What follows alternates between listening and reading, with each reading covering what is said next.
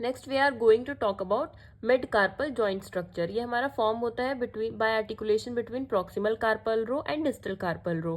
Proximal carpal कौन कौन सी होती है हमारी? Scaphoid, lunate and triquetrum. Distal carpal row में आती है हमारी ट्रेपीजियम, ट्रेपीजॉइड, कैपिटेट एंड हैमेट।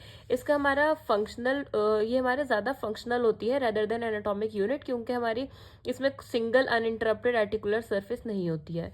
इसमें क्या होता है हमारा, ये हमारा एनाटॉमिकली सेपरेट होती है फ्रॉम द रेडियोकार्पल जॉइंट, और इसमें हमारा फाइब्रस कैप्सूल होता है और साइनोवियल लाइनिंग होती है that is continuous with each intercarpal articulation and में continuous with some of the carpometacarpal joint. जो हमारा मिड कार्पल जॉइंट है वो सर्फेसेस आर कॉम्प्लेक्स होते हैं इसके with overall reciprocally concave convex configuration. Distal carpal row हमारी कंट्रीब्यूट करती है to 2 degree of freedom to the wrist with varying amount of radial and ulnar deviation and flexion and extension. Distal carpal row हमारी lead to the foundation of transverse and longitudinal arches of hand. Distal carpal row की वजह से हमारे जो transverse और longitudinal arches होती है hand की वो फॉर्म होती है। नेक्स्ट हम बात करते हैं लिगामेंट्स ऑफ रिस्ट कॉम्प्लेक्स की। रिस्ट कॉम्प्लेक्स में हमारे दो मेन लिगामेंट होते हैं, extrinsic ligament and intrinsic ligament.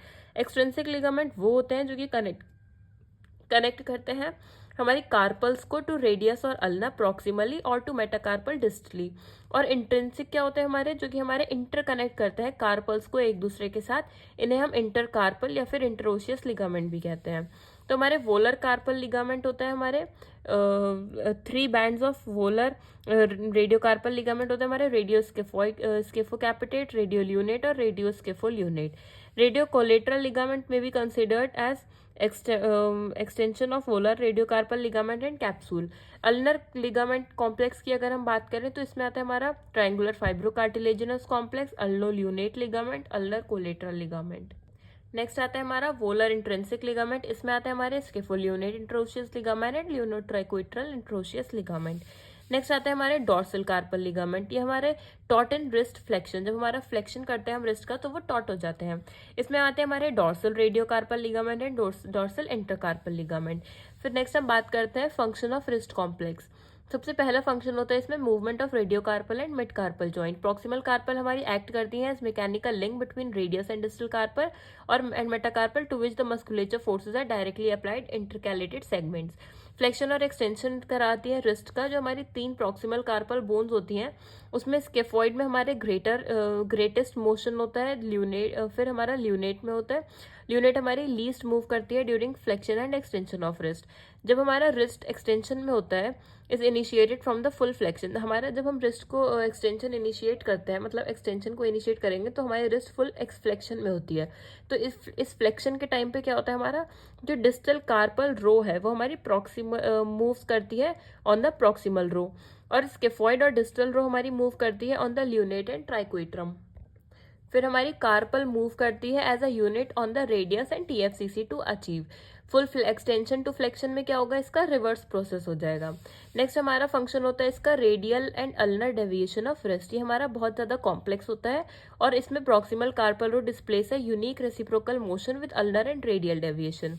Radial deviation के टाइम पे क्या होता है, हमारा कार्पल स्लाइड करती है medially on the radius and the carpal motion not only produce deviation of proximal and distal carpal radially but simultaneously flexion of proximal carpal and extension of distal carpals। इसका हमारा opposite movement होता है at ulnar deviation. Full radial deviation में क्या होता है, हमारा both radio carpal and mid carpal joint are in close pack position, और हमारा ranges of wrist radial and ulnar deviation are greatest when wrist is in neutral position. Normal ranges क्या होते हैं हमारी रिस्ट की, फ्लेक्शन होती है 65 to 85 degree, extension होती है 60 टू 85 डिग्री, रेडियल डेविएशन होता है हमारा 15 टू 21 डिग्री, अल्नर डेविएशन होता है हमारा 20 टू 45 डिग्री। नेक्स्ट हम बात करते हैं रिस्ट इंस्टेबिलिटी की।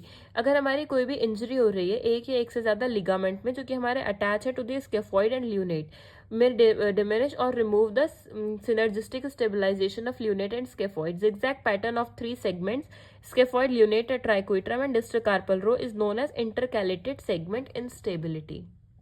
अगर हम शॉर्ट में लिगामेंट्स की बात करें रिस्ट के, तो इसमें हमारे 2 टाइप्स के हैं, वोलार एंड डॉर्सल। डॉर्सल में है हमारे रेडियोकार्पल एंड इंटरकार्पल, वोलर में है हमारे एक्सट्रिंसिक एंड इंट्रिंसिक। इंट्रिंसिक में है हमारे स्किफोलियोनेट और लियोनोट्राइक्विट्रम, और एक्सट्रिंसिक में हमारे रेडियोकार्पल एंड अल्नोलियोनेट। इसमें हमारा रेडियोस्किफॉइड रेडियोलियोनेट एंड रेडियोस्किफॉइड लियोनेट।